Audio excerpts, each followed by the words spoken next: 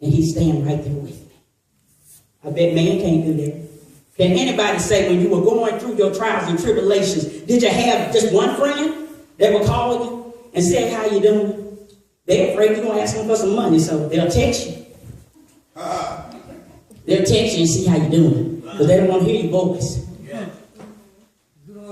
But God says, I'm right here. I've already supplied your need. Once you get into a place where I am the only one that you will think about, you will start seeing a manifestation in your life. Do you know who you are?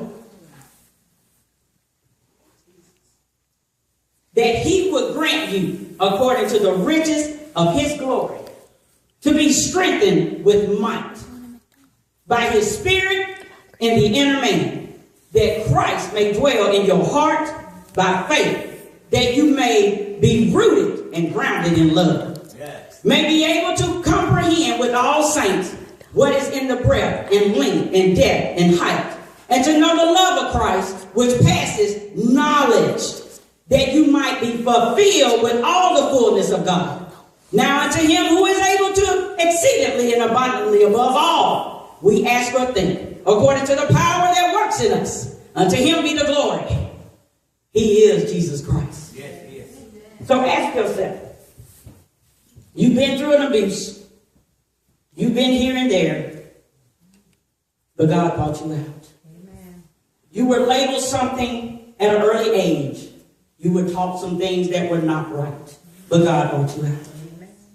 You grew up in a lifestyle that was not acceptable. But God brought you out.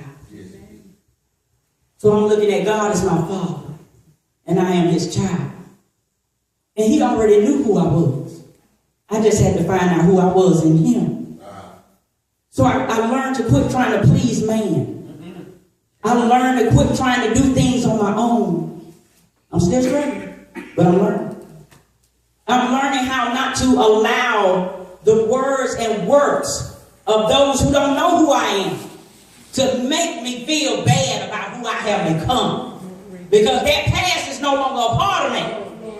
But the God that lives in me is. And because he lives in me, and because he took the time to mold me and to put me on the potter's wheel, I know who I am.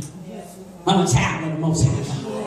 I stand firmly and boldly with all my breastplates of righteousness and all the shields and guards that I need to be able to stand and walk.